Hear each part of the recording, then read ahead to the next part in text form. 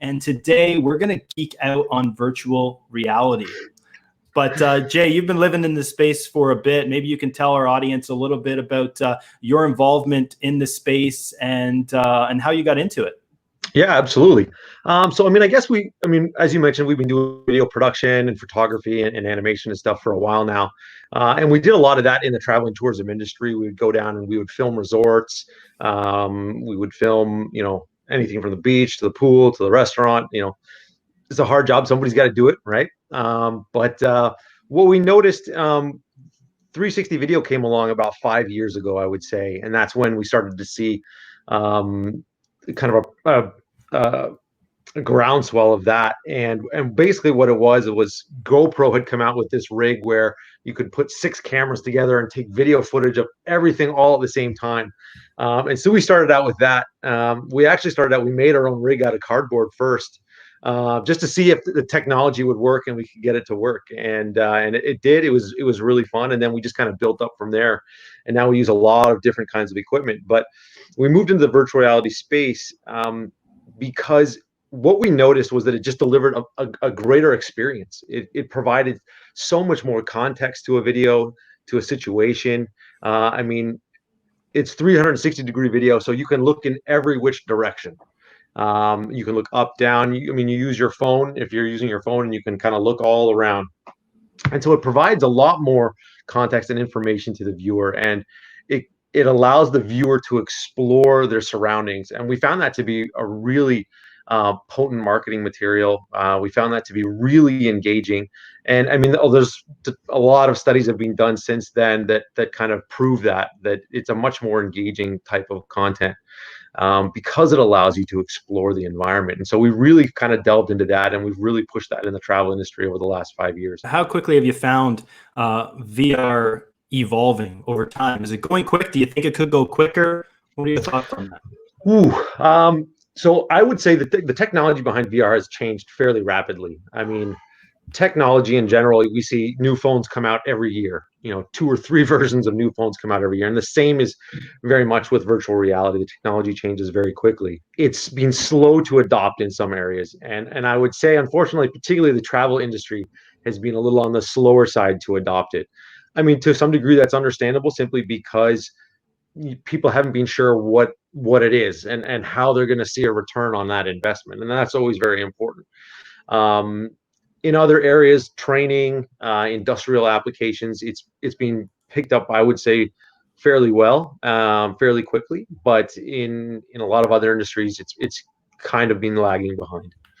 Where would you see VR going in the next 5 years? Because a lot of people, I think, are with virtual reality. It's something that they consume, like whether it's on Facebook, whether it's on their phone, whether it's on a 3D image, all that type of stuff. But we got to be cognizant of how quickly something evolves and the user experience behind it. If it's too complicated, people are going to lose interest, right? Yeah. So going back to the question, where do you see it evolving in 5 years from now? That's a great question, and I think that's something that's constantly being asked, and for good reason. It's a very powerful technology, but to people who are not experienced with it, it can be pretty cumbersome and difficult to kind of get started in. But with that in mind, the technology will just become easier. The user experience will become more streamlined. The technology will become less cumbersome, and it will require a lower entry bar, right? You're not going to need to have super powerful computers, and you won't need to have sensors in your room. We've seen with the release of Oculus Quest, you can just have one standalone headset. They can do pretty much everything, and I think it retails now for $499. So it's something that would have cost you $2,000, a couple of years ago, is now $499. So maybe you can talk a little bit about your experience in some of the the destinations that you're working with in this in the virtual reality video. Yeah, absolutely. So we've done a lot of 360-degree video content just because it matched up well with traditional video to start with. It's a slightly different skill set, but it transitioned well for us. But we've done a lot of projects, a lot in the Caribbean, and what we saw there was the ability to show people and give people a taste of a destination. You're providing information and experience that can't be found really in a lot of other places, right?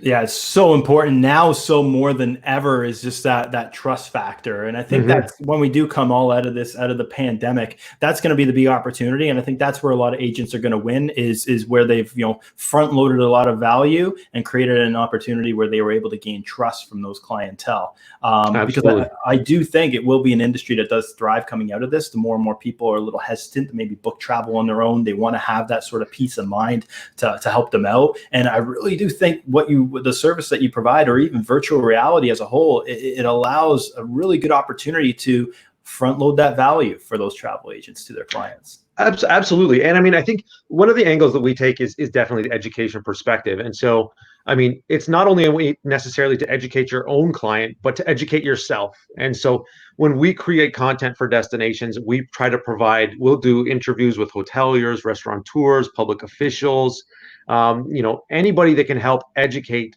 a travel agent on a destination. That's what we spend a lot of time doing. How do you go through that content creation Mhm. process, and how do you ensure that it is top notch? Well, I mean, there's a couple of things to that, and it's kind of interesting. I mean, when virtual reality first got started, I mean, basically people were doing just beautiful shots. They would do like a 15-second shot, and that would go up on a website, and everybody's like, "Oh, this is so amazing!" And at the time, it was great because nobody was doing that. But now technology's evolved, and the storytelling capabilities behind it have evolved. And so, I mean, I'll give you an example. We recently did a series of 360 videos for a cruise line, and basically the object was to show you what a regular Tuesday on a cruise ship would be like. And so we had the room attendants talking directly to you as they brought your breakfast to you. This is the schedule that's kind of out for the day. You've got an excursion here. Your kids are over at this kids club. And so what we're trying to do is we're trying to make it a very personal experience. We want people to be like to identify with it, because that's when it will sink in, and that's when they will appreciate it more, and they'll be like, yeah, I recognize that, I see that, I want that. Right. So we try to bring the storytelling capabilities to it. We try You have to make a fine balance between the exciting, adventurous, moving shots, because some people are a little sensitive to kind of that motion, right? So we try to be very cognizant of that. So you don't want to be running up and down the field on a horse, because that might make somebody sick. But for the most part, you have to make a fine balance between shots that are beautiful and epic, and that can give somebody pause to look at an environment and create the storytelling aspect as well, and to educate them on a destination and the services that are there and the points of interest and things of that nature. Your imagination is the limit right now. Like, it literally is. And I hate saying that, because if you're not targeting or marketing something specific, you're targeting or marketing nobody. But in this case, like, your imagination is basically the limit. Like, it's phenomenal. I That's get all. really jazzed up about this technology because You can I can tell. see where it goes, right? It's exciting to be a part of. It's an interesting space, and like we said, it's not going anywhere. If No, anything, it's the future. yeah, absolutely. I mean, companies like Facebook and Apple just dump tons of billions of dollars into this stuff, right? I Mhm. mean, Oculus, as a part of Facebook, the projected sales are in the billions of this stuff. So I mean, it's not going anywhere, and it's just going to become an easier part of your day, right? What's the best way for somebody to find the right company to produce their VR content, and what should they look for?